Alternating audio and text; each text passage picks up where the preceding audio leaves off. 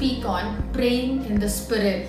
A few days ago, I started reading the book of Revelation and I was just stuck in the first chapter. I kept reading some of the verses again and again, and there was one particular verse that I really want to speak of today, and that is in the first chapter, verses 10 and 11. I want to read that for you. It says, "On the Lord's day, I was in the Spirit, and I heard behind me a loud voice like a trumpet, which said, 'Write on a scroll what you see and send it to the seven churches.'" And then he names the seven churches.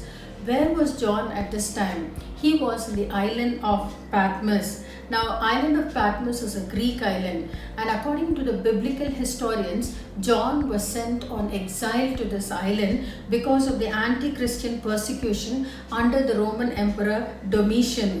This island was volcanic, it was treeless, it was rocky, and it was full of mines, and these prisoners were made to work on these mines. It says it was so isolated and lonely that the prisoners were expected to die of loneliness in the island.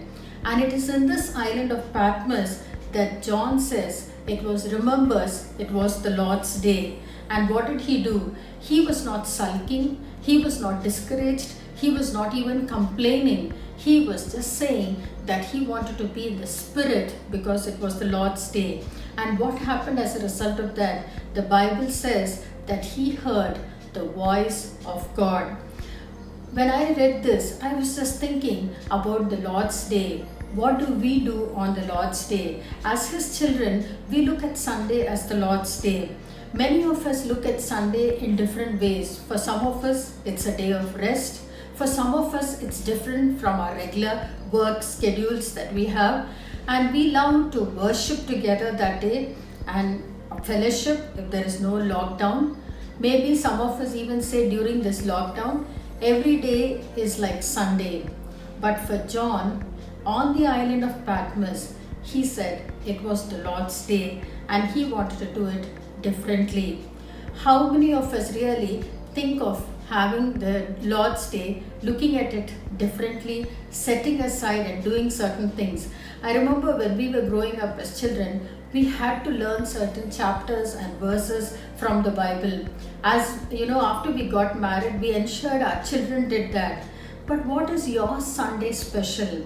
Is it that after the worship service, you're done with God and the rest of the day is yours? Or what is it that you really do for the Lord? You know, when I think of the Sunday special, I was reminded of a call that I received from one of my friends recently. And she was so agitated. I asked her what happened. She said, because of the lockdown, I realized that in my locality on Sunday, all the mutton and chicken shops were closed. And as a result of that, can you believe our Sunday lunch had just vegetarian food? And then I smiled to myself, but I went back to what really John was thinking of as far as the Lord's day is concerned. He had said that when he realized it was the Lord's day, he wanted to be in the Spirit. Obviously, he was praying in the Spirit. There are mainly three things that we can see from this verse. When he was in the Spirit on the Lord's day, there was something that happened to him. He was able to actually hear the voice of God. I thought when you say deep spirit, it means a deep communication with God. All prophetic revelations, they have their origin in the Holy Spirit. Ephesians chapter 3, verses 3 and 5 say that all mysteries, things unknown, are revealed only by the Spirit. Are you praying for God to reveal His mysteries to you? Then it's simple. You need to be in the Spirit. The second thing that we see here is God chose to speak to John because he was in the Spirit.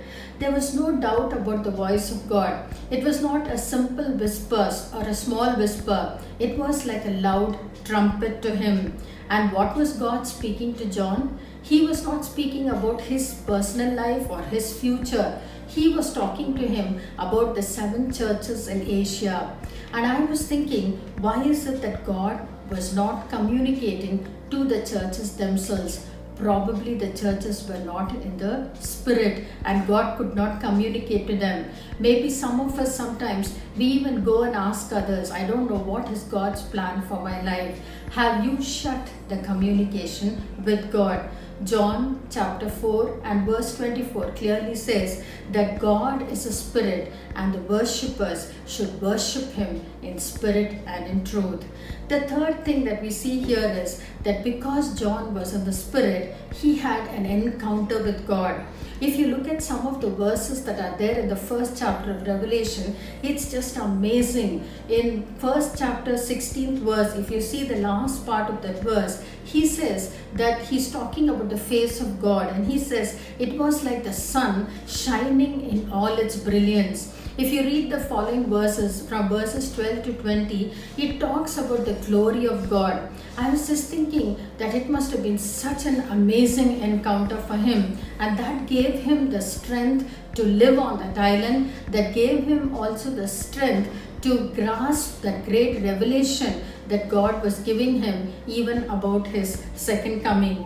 Do you desire for such an encounter with God? I was just reminded of Moses when he had an encounter with God in the burning bush. He was never the same. From a guy who was stammering, he was able to lead his people from bondage to freedom. What about Jacob? Jacob the deceiver, when he had an encounter with God, he became Israel, which means God contends, and his name even became synonymous to God's chosen people. When Saul the persecutor became Paul and had an encounter with God, he was able to be such a blessing that he wrote 1/3 of the New Testament. I was just thinking, if you and I have an encounter with God today, I'm sure the world around us will not be the same. Can we ask God today, God, we are going to remain in the Spirit and we want to have an encounter with you so that we can also turn the world upside down. Shall we pray? Loving Lord, we just want to thank you, Lord, for these words that you have spoken to us, Lord. Lord, John remembered that it was the Lord's day and he was in the Spirit, and Lord, he was able to have such a great revelation, Lord, of you and of the things to come, Lord. Lord, we pray that as your children, we would not be satisfied, Lord, in the situation and in the spiritual condition that we are in, but Lord, that we would walk in the Spirit, we would pray in the Spirit, Lord, we would move in the Spirit, Lord, so that, Lord, each of us, Lord, would have an encounter with you, and Lord, that our lives would be different and we would change the lives of the people around us. We ask this, Lord, in Jesus' name. Amen. Thank you and have a blessed day.